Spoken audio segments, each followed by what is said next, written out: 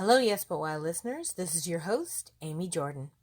Welcome to Yes But Why, episode 243, my interview with Surya Abhineta. But first, let's check out our sponsors. So our first sponsor is Audible. Get your free audiobook download and your 30-day free trial at audibletrial.com/yesbutwhy. Audible is available on most of the devices in your house. Go now and sign up, and then you can get your free audiobook today at audibletrial.com/yesbutwhy. Our other sponsor is podcastcadet.com. Podcast Cadet is working hard to help people like you navigate the uncharted waters of podcasting. Check out what the Podcast Cadet community can do for you at podcastcadet.com. Use code YBY20 when you contact podcastcadet.com to get 20% off the first service or workshop you buy. This week, Yes But Why interviews Nepali performer Surya Abhineta. Listen as we catch up about the beginning of his creative journey. Surya recently broke into the international improv scene, and he caught my eye doing a couple Zoom shows. Tune in to hear our chat. I now present to you Yes But Why episode 243. Surya Abhineta is building the bridge from Nepal to the international improv scene. Enjoy!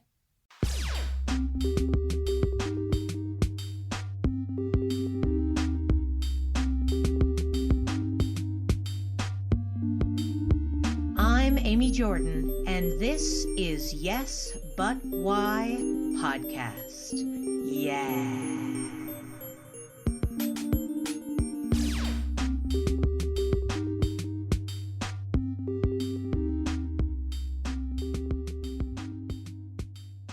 Thank you for chatting with me. Good morning. Good morning and namaste. Thank you. Were you always a performer with your family as a little kid, or did your performing nature come out later in life? Actually, I'm a shy kid. Still, I'm shy, As a performer, I mean, like, you won't get to hear such thing as, like, the performance side, but still, I'm a shy guy, Maybe because of my culture, because of my background, so many things are there. So I'm still a shy guy, a bit more sensitive. So talking about the performance, so when I was a child, we used to have a black and TV. We didn't have the colorful TV. We had a black and TV at the time in Nepal, because Nepal is not like developed like US or Canada. So technology came later here. So we had a black and TV, and there a few series used to come, a comedy series, and then I used to watch them. There are two actors who are like legend of Nepal. Their name is Harivansh Acharya and Madan Krishna Shrestha. So I got inspiration from them, and I used to copy them. And then, like, sometime I used to perform in my classroom, when like friends were bored, and then like they used to, or even teacher used to ask us to do such thing. My few friends were really interested to perform. At the time I didn't know I'm performing or something. I was just like, imitating them or something like that, and just making my friends happy. So, and then later on, when I completed my high school, I thought about taking acting class. And back home, I didn't have acting class because I was born and raised in a village which is really remote. So I came to Kathmandu. So Kathmandu is the capital city of Nepal. And then, like, I joined the acting class, and then I did diploma in acting for 3 months. And then I started doing plays, children plays, street plays, and so many other plays. And gradually, I got to know about casting as well. So I was more interested into casting after that, because back home we didn't have any casting agency or casting culture or audition culture. Okay, so to get to the film, either you have to be a relative of the filmmakers, or like, somewhere you have to perform, maybe in a theater. There are theater, and I'm like, we don't have a long theater history, but now it's developing gradually. So with acting, I was interested into casting as well. And then I like, when I was a child, I also was fascinated to the foreigners. Like, in my village, there was a school, and there foreigners used to come as a volunteer teacher. So I was fascinated to Hollywood after that. So I didn't get to watch any Hollywood movies, but I was so fascinated to, Hollywood people and all. And then, like, some at that point, what I thought is like, someday I will act in Hollywood. I'm like, away from a remote village is thinking about Hollywood. That was like something really, I'm like fascinating or surprising or whatever. And then this is how I gradually, came into performing and talking about improv. It's like a surprising kind of thing. Actually, just like in this lockdown, I guess 3 months back, I was using Facebook, and then like somewhere I saw a post called improv, and then there was a one woman who posted that, and there was like written like all are invited, and then like I messaged her. I said like I don't know about improv, but I want to just be there as an audience and just watch what is improv and all. And like she just sent me a message with a huge fee. I'm like, and I was like, I don't have that much money to just pay for improv, and I even don't know what this is. And then so I couldn't pay for that, and I couldn't join that because I was not experienced. If I would have some experience of improv, they would have gave me a chance or a place as an audience. So and then I have to do something. So what I did is like I just researched about improv, and then on Facebook there were some people doing 10 minutes live improv, and I showed them doing, and then I just watched 2 or 3 improvs, and I thought like I can do this, and like I was just so sure I can just do this, man. Just give me one chance and I'll just do this. And then I messaged one guy who was also doing 10-minute improv, and also he also said that you are not experienced, so go to the class, do class. And in Nepal, we don't have any class of improv, so where to go? I was like, what to do then? And then there was one guy called Jay Shuko from Los Angeles, and then he also used to do like improv going. Have you done any improv with any Nepali till the date? And he said, are you interested? I was like, oh my god, I was just waiting for this, and I just said, yes, I am. And then actually he thought like I was the experienced in improv and all, but he didn't know. I'm like, we didn't know each other, so he thought like that, and I was like, I gonna do it. And then like he set our timing, and then like I did improv, and it is so amazing. And then like at that I was never done improv in my life. He was like surprised. So this is how improv happened. And when he did, and then like that performance, other improv also saw that performance, and all of them started messaging me and inviting me to improv with them. So this is how my improv journey came on. Wow.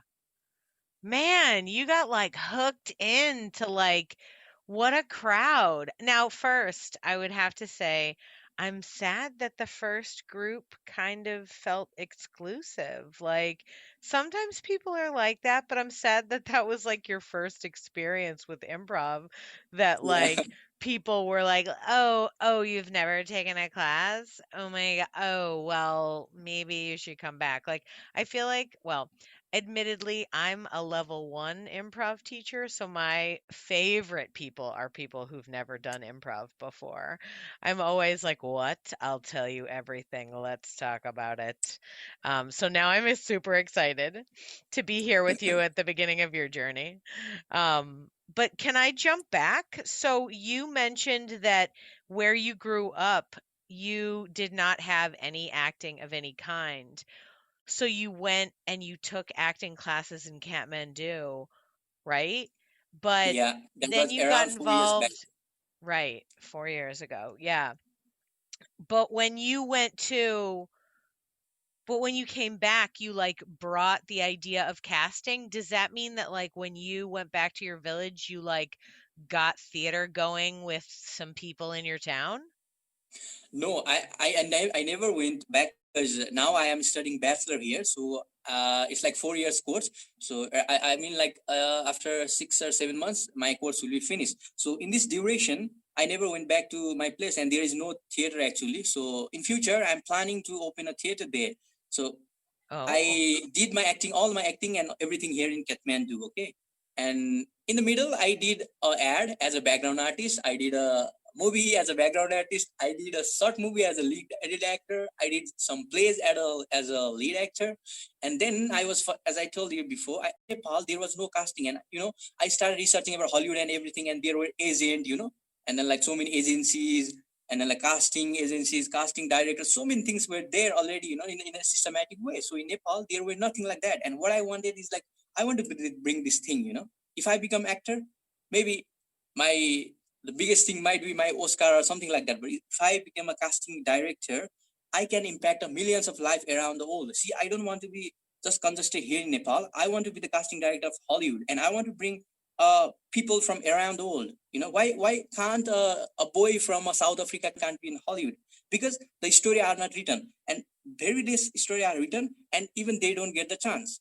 Absolutely. Get on over here, get it to Hollywood. There's a lot of I mean, casting is a great industry as far as like I'm pretty sure that every person I've ever met in casting, I mean, mostly has been lovely. You know what I mean? Like people talking to people about like, getting to be part of that process and like getting to meet people and really make those kinds of decisions, that's really fun. So you said you were in school. Were you in school for acting, or was acting kind of a side thing that you were doing?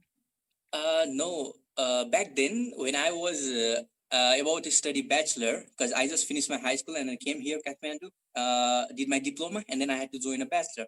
So bachelor is like 4 years. So I researched about the colleges. So back then there were not so many colleges, which were providing the course of filmmaking or acting or like that. And even I was like in Kathmandu, I was a new kid, I didn't know much about the places and everything.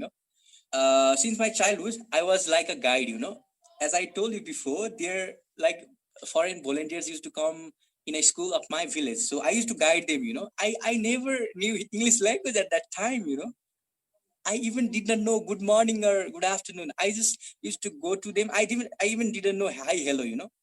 I just used to go to them, and what I knew is like what I was taught in my school is like the first sentence I was taught in my school in English was, "What is your name?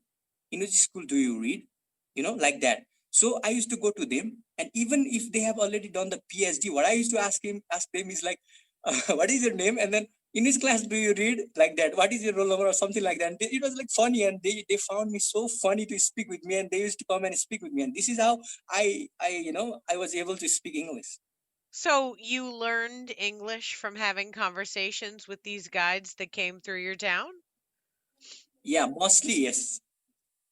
Wow. Like they were taking people on tours of the mountain? What were they guides of?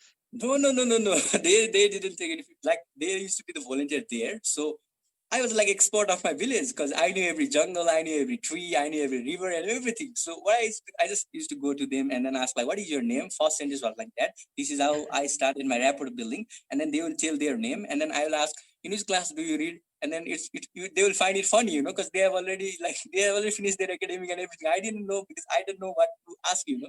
I just asked that, and this is how our conversation is started. And like little bit, and then like I used to so like this is river, this is a tree, and then I used to guide them around the village. You're so friendly Yeah, and gregarious. You're like, I love how brave you are walking up to these people like, yeah. "What's I up? used to Hey." invite them, help them, eat like Nepalese cuisine and all. So you mentioned that you had been in a bunch of different, film, theater. You're doing all sorts of performances. Which do you prefer? Do you prefer on stage or in film? Or I guess the third option is online doing Zoom stuff, which you've done now. I mean, like I love everything. It's not like specifically I love everything. Stage, because you are going to perform anywhere you do, you're gonna perform. So I love doing anywhere. Did you always know that you wanted to be a performer? Is it something that you really connect to all the time, or is it sort of you happen to find it? It actually gradually happened. Yeah, tell me more about that. Like I said, I was in the childhood. I was fascinated by those actors, and later on, I wanted to build my career in film or performing or art field or whatever it is. So then I joined the class, and you're asking me what you did in bachelor. So in bachelor, I joined bachelor in tourism because I didn't know many colleges doing filmmaking or acting back then. Okay. So why I did join tourism, I told you as I was a guide since childhood, and what I found is like Nepal is so beautiful. So what you can do is like location management in Nepal. Like there hasn't been many international film that were filmed in Nepal, but this is like a natural film set. Nepal is like a natural film set. Okay, so that's why I joined tourism. And talking about acting, like it actually gradually happened. Like I was fascinated by those actors and things like that. I mean, like gradually it keeps happening, you know. Yeah. You mentioned wanting to do casting so that you don't just help yourself, you help a larger group of people, sort of like, see different actors and, give people different opportunities. What makes you want to, help so many other people and not just yourself? I don't know. Maybe I was from my childhood, but what I feel is like I mean, like I haven't watched many Hollywood movies or any international movies, but I feel is like there can be some character from another country or another place, you know. I feel like that, and I feel like they are not getting the chance, you know. So I can be the breeze to them. There has to be someone who has to do something for somebody, you know. I think this is the perfect time for me to do casting. If I keep doing acting, I mean, like I can't impact more life, but if I do casting, I can definitely impact many lives. Yeah. Now, when you go back to, you mentioned going back to your village and starting a theater, are you gonna, do you have friends that you know are interested in doing theater? They just haven't had the chance? Yeah, because there are like few directors who came from my place, but maybe they didn't go back there, maybe because they got opportunity and all facilities here. So I want to like again be a breeze for them as well to get them back there, and make like key like the artist feel or whatever, I want to make my place so that the opportunities that I didn't get when I was childhood, those students or the children can get now. Totally. Yeah, and you're absolutely right about the tourism angle of, Nepal being so beautiful. Why not film tons of movies there? Get up in there and then also find all the amazing local talent. That would be awesome. And you seem to be preparing for it by working from all angles. I think that'll be good for your larger business plan. So good on you for that. Yeah, I think like the more you know, the better you are, So Yeah. don't Yeah, leave any department. Just go on and keep learning. absolutely. You definitely do need to keep learning. Your journey into improv has been fun. Um was that just sort of like an art form that you happened upon online that you were like, "Hey, this seems like something that I want to get involved in." And since your performance with Jay Suko, is it Suko? Yeah, How have you been involved in any other improv jams? I mean, I know that you and I connected on like I want to say like an international improv group. So you're making connections? Are you doing jams and stuff? yeah. I'm like last time I did a jam with the Denmark people, and that was my first jam, and they were like quite surprised. Like they couldn't believe like I was doing it for the first time. They were all professional doing for 20 years, 40 years, and some like there was some guy who was 60 years.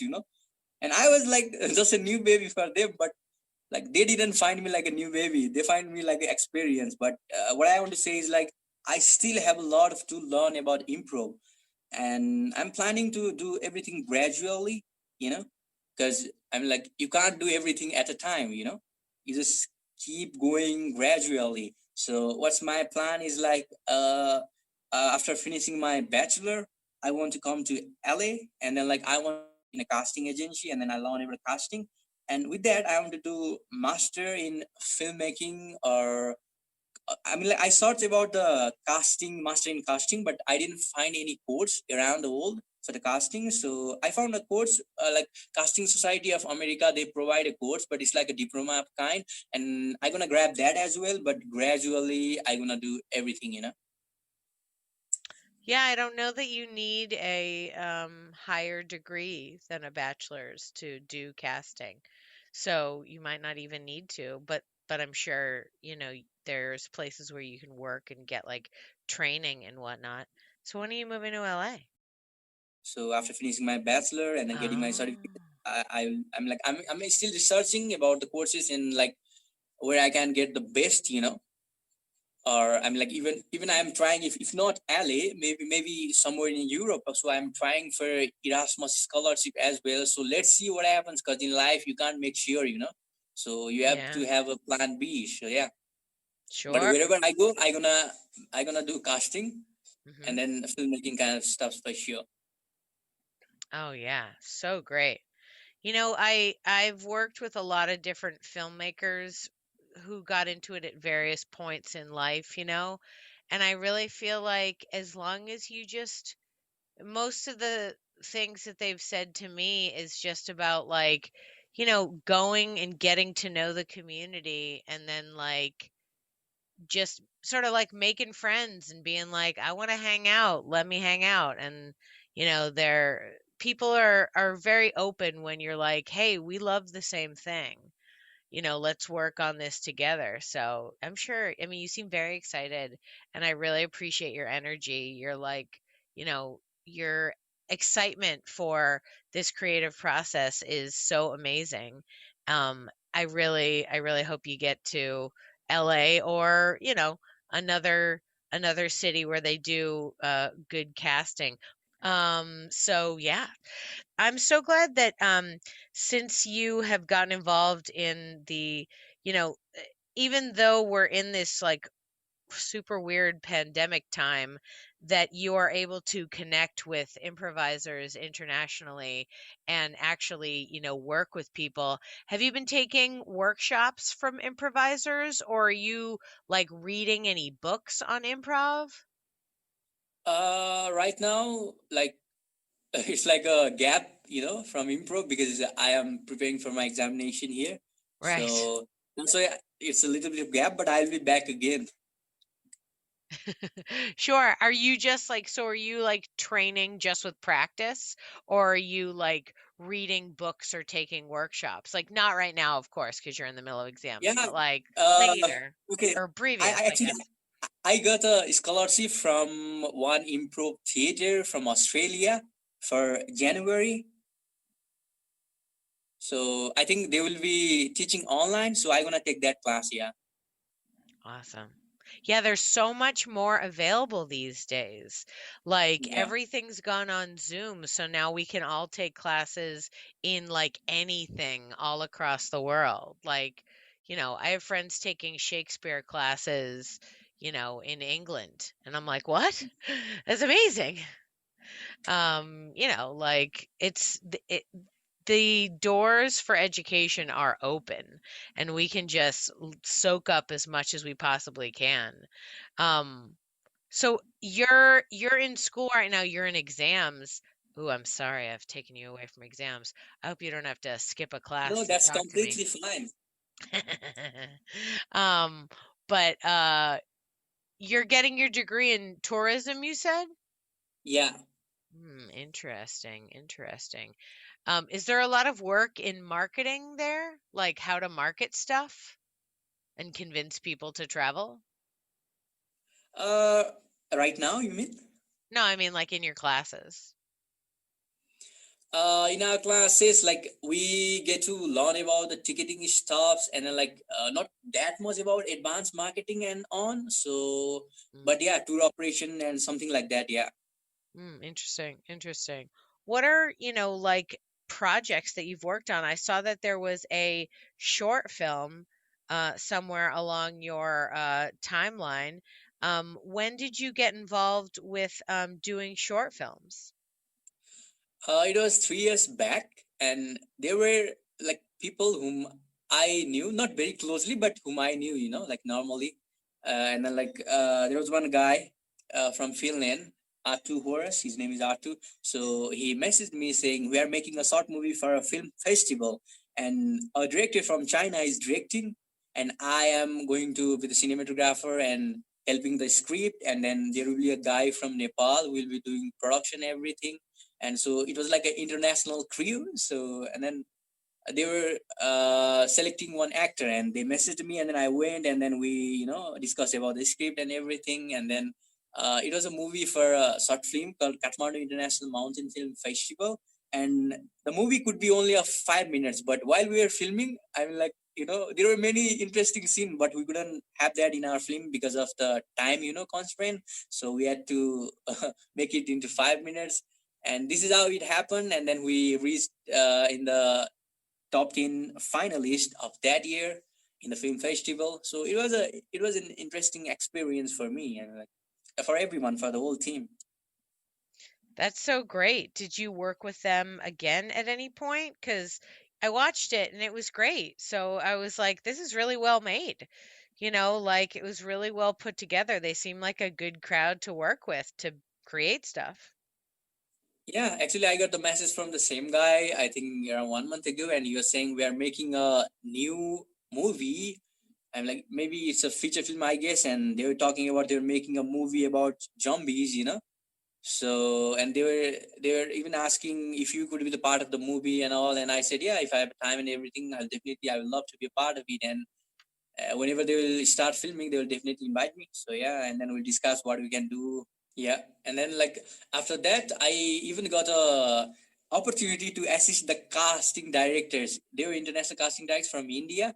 There were one movie called The Man from Kathmandu, and it was a Nepali production but a Hollywood crew. So it was a fantastic experience working in a casting department with such a big, international crew, and it was also an amazing experience. And I helped in casting the lead actress and then the mother of the lead actor and so on. So then after also I got a opportunity to again work with them in an ad to help them in the casting. So yeah, I have an experience of 2 3 casting as in like assistant or something like that. Dude, that's great. What an awesome opportunity for you to have had. Plus, like, festival stuff is so good. Like, man, that could be awesome. What a wonderful connection you have made. I'm sure it's just because you're just so, open and friendly. You're trying to make these connections and you're open to the experience, and that just draws it to you. Like, casting is your main thing that you want to really focus on moving forward. Do you think that do you want to produce your own stuff? Are you working on projects of your own right now? Or are you just trying to get through school and then you'll like really get focused on your casting director career? So as I told you before, I want to do everything gradually. Hmm. So I just make a short term plan. I will not think about a long term plan because Hmm. you have to go by step. Just thinking that you are going to win Oscar doesn't make you win Oscar. So you have to put the first step and then go on, go on, go on, go on, and Oscar will come. You don't have to even think. So this is how I gonna work. Gradually. Yeah, no, I like that. Interesting. I think that that's an interesting way to look at, life. Short-term goals. Maybe it makes you feel a little better, a little more accomplished with short-term goals because you can get them done, as opposed to something that's further out and then it's like, it'll never get there. Yeah. Have you always thought that way? Have you always been that sort of smooth and as far as like, cool with short-term goals, staying focused on the present? No, back then I used to think like a long term goal, but later on I realized that it's not going to happen like that. You have to step on, gradually. And then like now I am like this. Yeah. You're wiser now. I see that. I see that.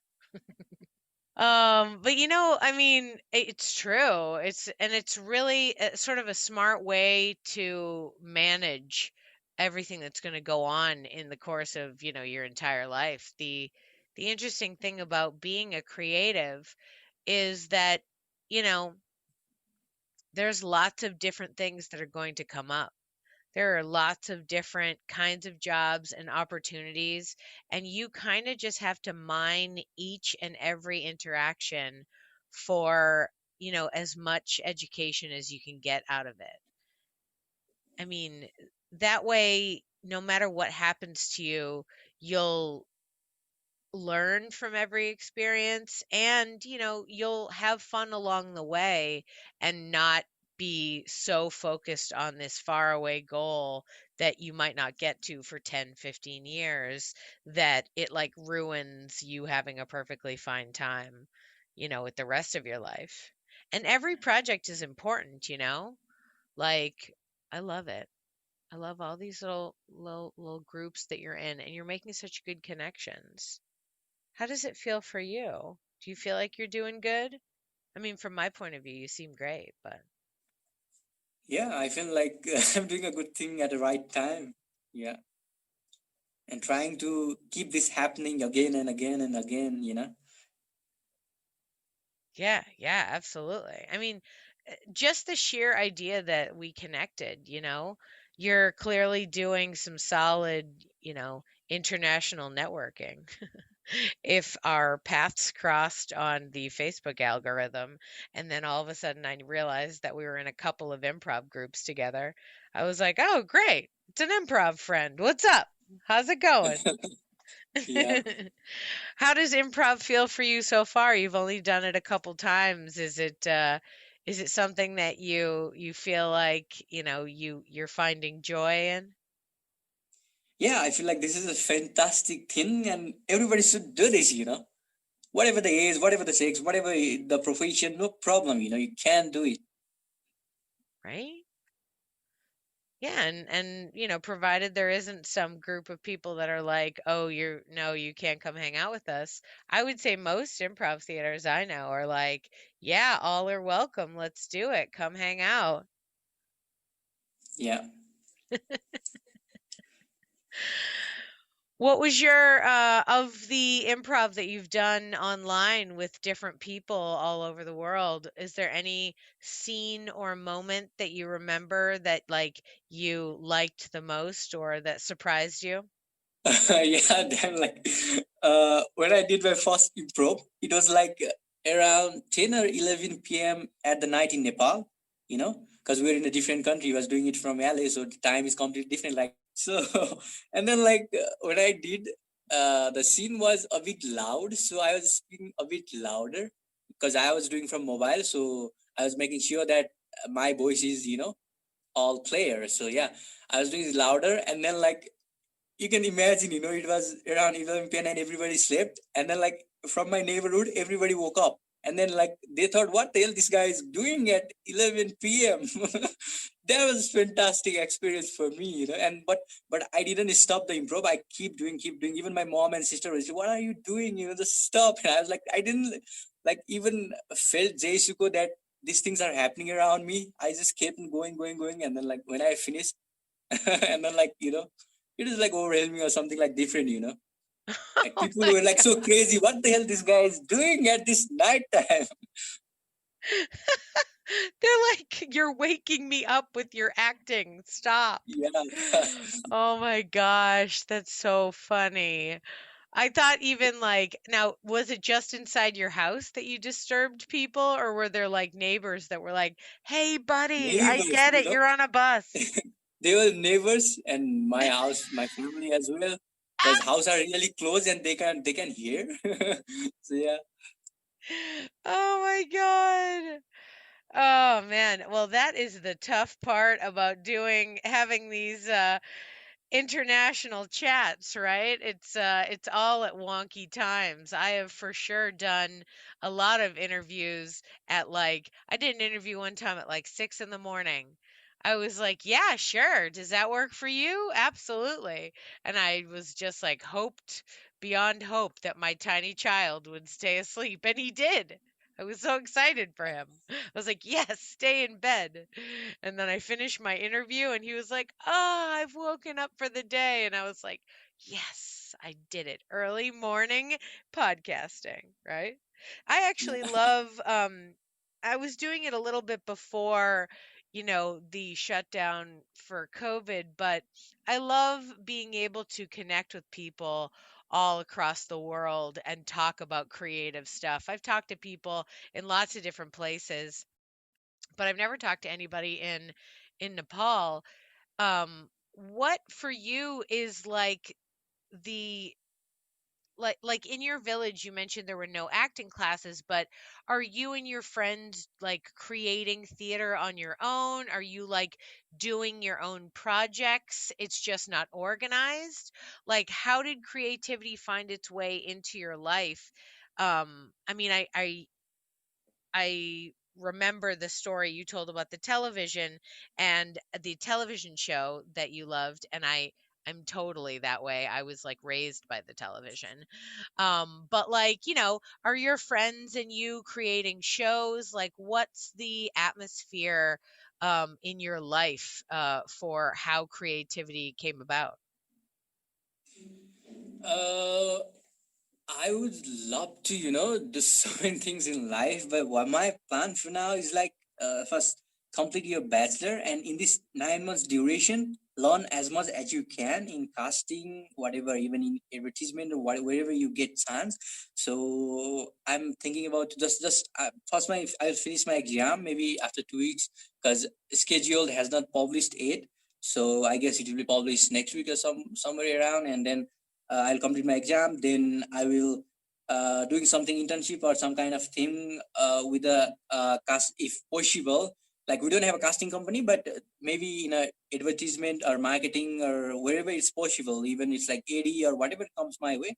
So I'm going to do that for this tenure or this time, and then I'll complete my bachelor, and then I'll go to foreign country. Let's say, for example, LA, and then I'll do casting, and then like master in filmmaking or something like that, two things there. And then after finishing my master of 2 years and my casting internship and everything, I will just be back to Nepal, and I will bring a casting culture here.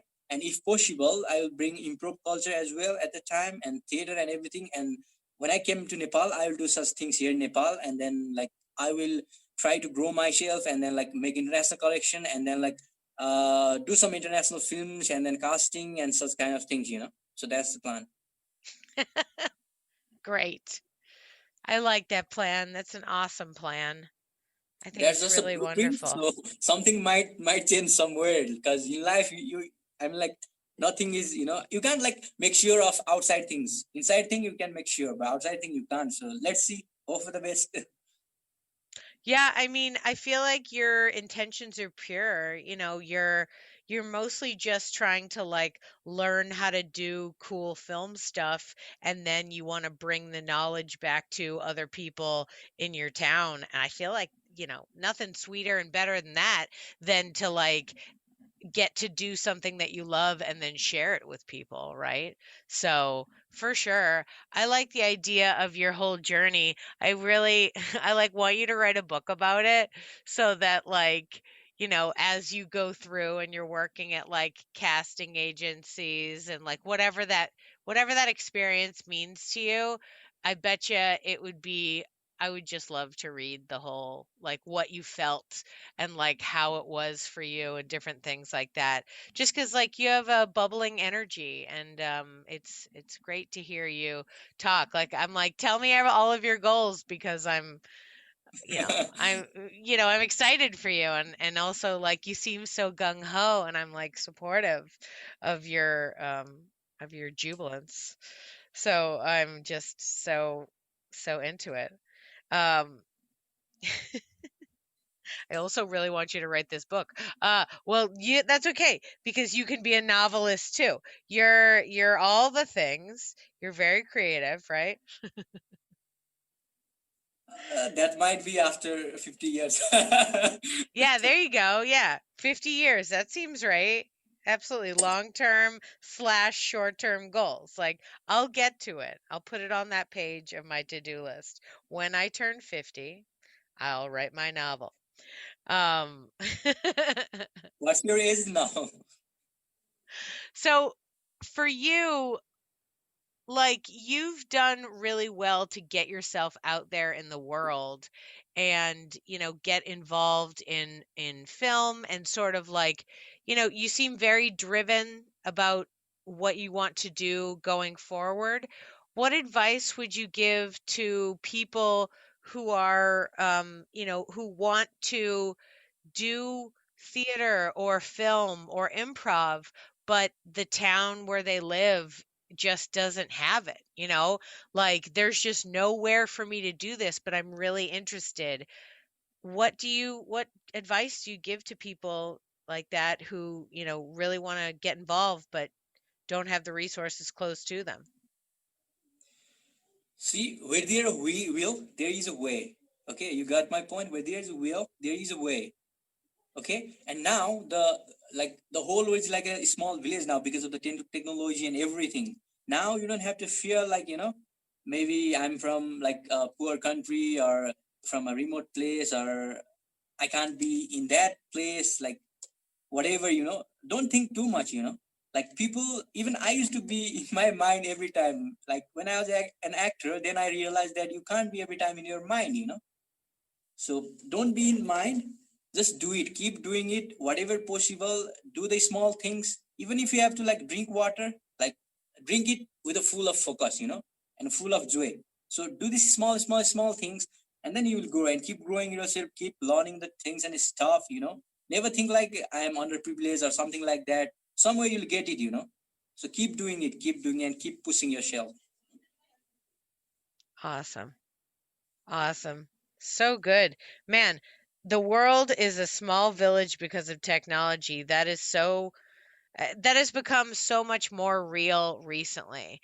Like the idea that we even connected is just blows my mind, like just chatting about improv on the internet, and it's like, hey, what's up, new friend? Like, what?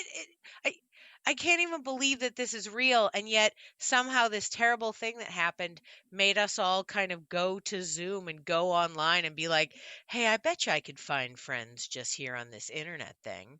But yeah, I mean, you're great advice, good stuff. I thank you so much for chatting with me and sharing your story. It has been a total pleasure chatting with you.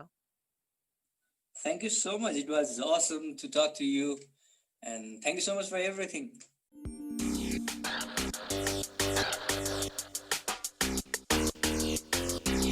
Thanks for listening to Yes But Why Podcast. Check out all our episodes on yesbutwhypodcast.com or check out all the content on our network, HC University.